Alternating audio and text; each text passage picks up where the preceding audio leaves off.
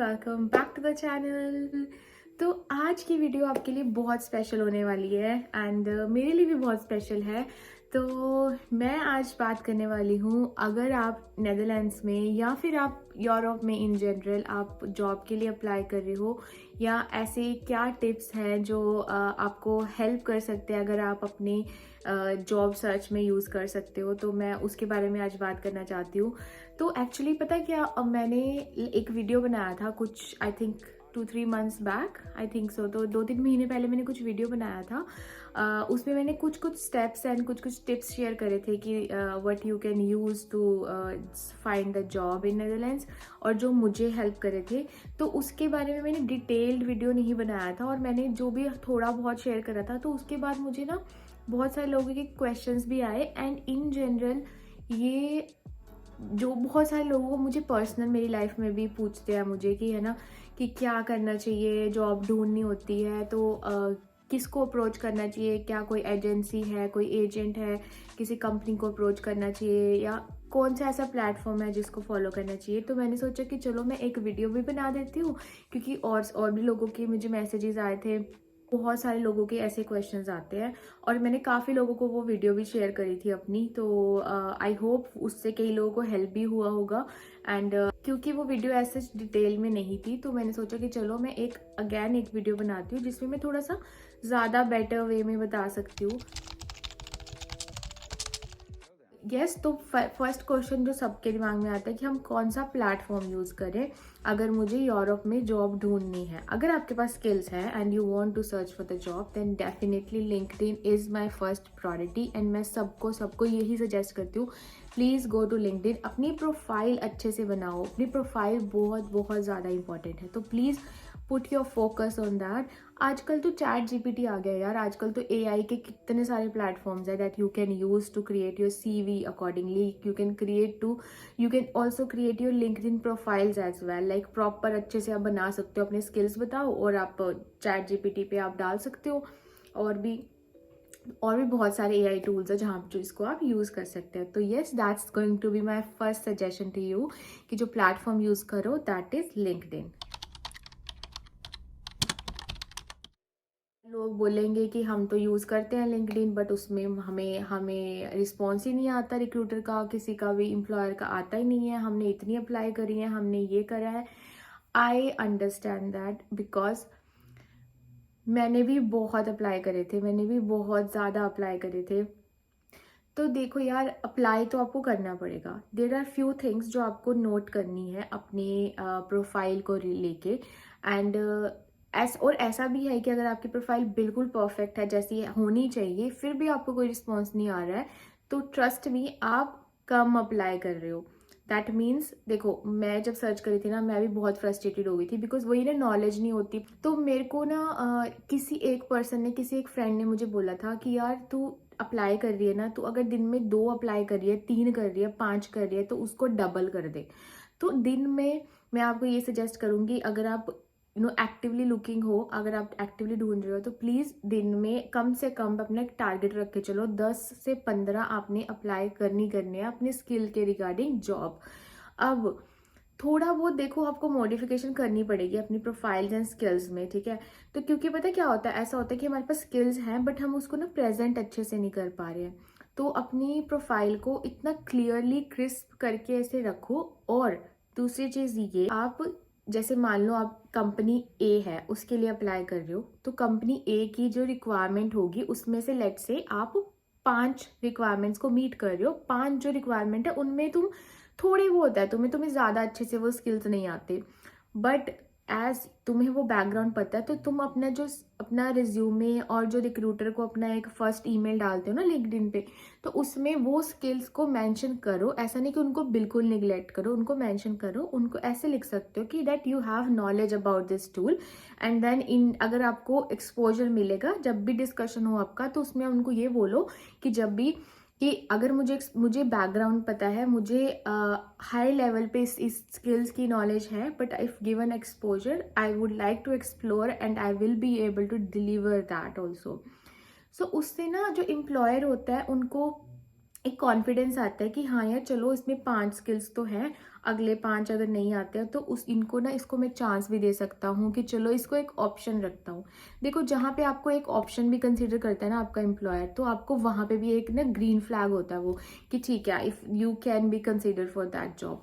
तो यस, तो ये 2 मेरे रहेंगे आपको इम्पॉर्टेंट टिप्स, कि एक, आप 10 से 15 जॉब्स पर डे अप्लाई करो जब आप एक्टिवली लुकिंग हो, ठीक है। इतना अपना टारगेट रखो, चाहे वो दिन के फर्स्ट हाफ में करके आप बैठ जाओ आराम से, उसके बाद आप नहीं करो कोई बात नहीं, बट इतना टारगेट रख के चलो। एंड देन जिस जॉब के लिए अप्लाई कर रहे हो जहाँ पे आपको लग रहा है आपके स्किल्स मैच नहीं हो रहे हैं, तो थोड़ा बहुत मॉडिफाई करके उसको, थोड़ा हाई लेवल स्किल्स बोल के या ऐसे करके तुम थोड़ा सा मॉडिफाई करके आप उनको वैसे अप्लाई करो। टू द थर्ड पॉइंट, देखो बहुत सारे लोगों के जो मेरे को इन जनरल मेरे को नॉन लोग पूछते हैं या कैसे है ना, तो उनका ये क्वेश्चन आता है कि हमें 4 महीने हो गए अप्लाई करते हुए, 5 महीने हो गए, मैंने इतने इंटरव्यूज दे दिए बट कोई रिप्लाई नहीं आया, या उनका इतना स्लो चल रहा है, मेरा 1 महीना हो गया बट मुझे कोई आंसर ही नहीं आया। तो let me tell you also one thing, Europe में कैसा है ना, जितने मैंने I think I tried in multiple countries Europe में, ठीक है। तो मुझे जो एक एक्सपीरियंस जो सबका कॉमन रहा था, कि मुझे हमेशा ना फीडबैक आता था, अगर मेरा एक भी इंटरव्यू होता था तो मुझे हमेशा फीडबैक आता था एचआर से, या कोई भी जो भी मेरा फर्स्ट पॉइंट ऑफ कांटेक्ट रहता था उस कंपनी में, उनका मुझे रिप्लाई बैक आता था। अगर उनका नहीं आया है दैट डजंट मीन कि आपको वो रिप्लाई नहीं करेंगे, आपको ऐसे लॉस्ट हो गए हो आप, नहीं, वो आपको रिप्लाई करेंगे, बिकॉज वो आपको एक ऑप्शन कंसीडर कर रहे हैं अपने सिस्टम में, वो दैट्स वाई आपको रिस्पॉन्स नहीं आता है। आप बिलीव नहीं करोगे, जहाँ पे मैं अभी जॉब करती हूँ वहाँ पे मुझे 1.5 महीने, जब मेरा फर्स्ट राउंड हो गया उसके बाद मेरे को उसका आंसर आया 1.5 महीने के बाद, ठीक है, आप समझ रहे हो। और मैं उस टाइम तक पूरी होप लूज कर चुकी थी कि मेरा नहीं हुआ है, कि जैसे हमारा होता है ना बाय डिफॉल्ट, क्योंकि इंडिया में तो ऐसा ही होता है कि भाई इंटरव्यू लिया, अगर हमें कोई रिस्पॉन्स नहीं आ रहा, एचआर का कुछ आया नहीं या मैनेजर का कुछ नहीं आया, जो भी हमारा कॉन्टेक्ट रहता है उसका नहीं आया, that means you are not, you are gone, ठीक है। तो मुझे लगा कि शायद तो मुझे लगा कि मुझे यहाँ से भी नहीं हुआ मेरा, चलो ठीक है, मैंने तो छोड़ दिया, मैं सोच भी नहीं रही थी मेरा यहाँ होने वाला है। तो बट ऐसा नहीं है। तो अगर आपको रिप्लाई नहीं आ रहा, आपका एक राउंड हो गया है, तो प्लीज़ वेट, हैव पेशेंस, बार बार चेज करने की ज़रूरत नहीं है, उनको मेल्स डालने की ज़रूरत नहीं है। अगर आप सिस्टम में हो they will always get back to you. हो सकता है वो टाइम ले रहे हैं अपनी साइड से, उनके पास और भी कैंडिडेट्स हैं और वो लोग देख रहे हैं कि हमारे नियरेस्ट कौन सूटेबल है हमारी पोस्ट के लिए, ठीक है। तो ये होता है कि यूरोप में इंटरव्यूइंग प्रोसेस बहुत लॉन्ग रहता है, बहुत स्लो रहता है। अगर आप इंडिया से अप्लाई कर रहे हो और I don't know whatever country you are in, अगर आप वहाँ से अप्लाई कर रहे हो तो इंडिया का प्रोसेस तो बहुत फास्ट होता है। अगर आपने इंटरव्यू दिया, अगर आपको रिप्लाई नहीं आया या आ गया तो with in I think 15 days और 1 मंथ मैक्सिमम, है ना, इतने में हो जाता है, जो मेरा भी एक्सपीरियंस रहा है। बट यूरोप में ऐसा नहीं है, यहाँ पे 3 to 4 months are very common. First days जब से आपका इंटरव्यू स्टार्ट होता है वहाँ से लेके 3-4 मंथ्स आप कहीं नहीं गए, अगर आपका इंटरव्यू वहाँ पे 3-4 महीने तो आराम से आप कंसिडर कर लो, ठीक है। तो आप पैरेलली अप्लाई करते रहो, ऐसा नहीं कि एक में हो गया, अगर मैं जैसे अगर आपको बोल रही हूँ कि एक में एक राउंड हुआ और 1 महीने के बाद आएगा, तो मैं आपको ये नहीं बोल रही कि आप 1 महीना वेट करो एंड देन आप करो। मैं आई एम जस्ट सेइंग कि आप जो वो गैप होगा वो आपके पास 3-4 मंथ का टाइम होगा इंटरव्यू देने के लिए, तो आप उस चीज़ के लिए प्रिपेयर रहो कि 3-4 मंथ्स में आपके 3-4 राउंड होंगे एंड उसमें आपसे वो अकॉर्डिंगली क्वेश्चंस पूछेंगे। एक एचआर राउंड होगा, एक मैनेजर राउंड होगा, एक टेक्निकल राउंड होगा, so there will be multiple rounds जो आपको अटेंड करने पड़ेंगे। तो आप उसके के लिए प्रिपेयर रहो, तो और वो लंबा टाइम जाता ही जाता है। फोर्थ क्वेश्चन जो मोस्टली पूछा जाता है कि क्या कंपनी मुझे स्पॉन्सर करेगी, क्या कंपनी मेरे वीज़ा का भी हैंडल करेगी, क्या वो मेरे डिपेंडेंट का भी हैंडल करेगी, मेरे हस्बैंड वाइफ का भी हैंडल करेंगी। तो यस, तो कंपनीज का देखो डिफरेंट डिफरेंट रूल्स होते हैं। अब मैं बता देती हूँ कि मैक्सिमम कंपनी जिनमें मैंने दिया था यूरोप में, मोस्टली सब ने मुझे ये बोला था कि वो मेरे हस्बैंड को भी स्पॉन्सर करेंगे।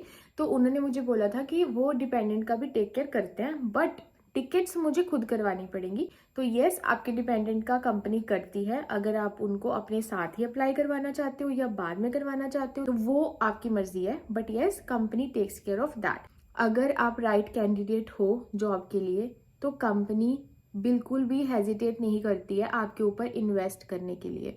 आप कहीं पे भी बैठे होगे ना, वो आपको ले आएगी जहाँ पे लेके आना है। मैं पोलैंड में थी तो मुझे पोलैंड से सारा, पहले तो मेरी इंटरव्यू प्रोसेस 3-4 मंथ्स का प्रोसेस रहा मेरा, ठीक है, 4 मंथ्स का प्रोसेस रहा। और इस ड्यूरेशन में 4th मंथ के बाद मेरा स्टार्ट हुआ, 4 मंथ, हाँ लास्ट मंथ में 4th मंथ में मेरा स्टार्ट करा था जब इंटरव्यू फाइनल हो गया। देन दे आस्क्ड मी कि वीज़ा प्रोसेसिंग के लिए, तो 4th मंथ में वीज़ा प्रोसेसिंग स्टार्ट हुआ, फिर 1-1.5 महीना लगा वीज़ा प्रोसेसिंग एंड ऑल। तो आप ये करो कि मैंने आफ्टर 5.5 मंथ्स स्टार्ट से लेके ज्वाइनिंग तक का मेरा जो टाइम डिफरेंस था ना, वो it was almost 6 months, 5.5 month and 6 month के बीच में मैंने ज्वाइन करा था आफ्टर इंटरव्यू। सो आप ये सोच लो कि कितना लंबा प्रोसेस है। तो इसमें आपको बहुत पेशेंस के साथ रहना पड़ेगा। आप बिल्कुल भी घबराओ नहीं उस चीज़ में। तो यस, बस फिर आपको स्पॉन्सर भी कर देंगे, सब कुछ कर देंगे। आपको एक्सपेंसेस, जो भी आपका इनिशियली जो एक्सपेंसेस होते हैं वो भी आपको देते हैं वो कंपनी, रीएम्बर्समेंट्स भी होती हैं, flight tickets and everything they will give you. Coming to the 5th point, जो कि होता है, लोग ये पूछते हैं कि आप जब नेदरलैंड्स आते हो तो आपकी हाउसिंग सिचुएशन कैसी रहती है। हाउसिंग सिचुएशंस में आपकी कंपनी आपको प्रोवाइड करती है अकोमोडेशन, या फिर आपको होटल मिलता है, या कैसे करते हो आप। तो जो मैंने जो लोगों का एक्सपीरियंस सुना है, जो मेरा भी एक्सपीरियंस रहा है, तो कंपनी क्या करती है, आपको इनिशियली एक अकोमोडेशन देती है। It can be a company, it can be it is usually a hotel. So actually क्या होता है कि कई कंपनीज के सर्विस अपार्टमेंट्स के साथ कॉन्ट्रैक्ट रहते हैं, तो आपको वो भी अवेलेबल हो सकते हैं। तो उनके पास वो भी ऑप्शन रहता है और होटल्स का भी रहता है। तो आपको डिपेंड करता है कि आपकी कंपनी के पास क्या है, तो वो आपको क्या ऑप्शन दे रही है। तो they will let you know कि हम आपको अकोमोडेशन देंगे फॉर 1 मंथ या 15 डेज एंड ऑल दैट, ऐसे। तो आप उनसे, जब आपकी इंटरव्यूइंग का प्रोसेस चल रहा होगा, तो आप उनसे पूछ सकते हो कि आपकी क्या रिक्वायरमेंट है, कि हमें क्या मिल रहा है, अगर हम आएंगे तो हमारे अकोमोडेशन का क्या सीन होगा। तो आप उनसे बात कर सकते हो and they are very flexible with that also. So yes, accommodation will also be covered in your all the things. ये थे मेरे टॉप 5 क्वेश्चंस जो मुझे मोस्टली लोग पूछते थे जब से मैं नेदरलैंड्स में जॉब करने लगी हूँ। अब तो मुझे 1 ईयर हो गया यहाँ पे। इसके पहले भी मैं थी, बट तो अभी मुझे, जब मैं लोकल एम्प्लॉयर के साथ काम कर रही हूँ, तो मुझे बहुत सारे लोग ये क्वेश्चन पूछते थे, तुमने कैसे जॉब सर्च करा, how much time it took, क्या क्या कवर होता है। तो आई होप मैंने सारे क्वेश्चंस का आंसर करा है, एंड आई होप ये वीडियो और भी लोगों को हेल्प करेगी। जिनको पर्सनली, जिन्होंने पूछा था, उनको तो मैं सेंड करूँगी, बट आई होप ये और भी पब्लिक को हेल्प करे।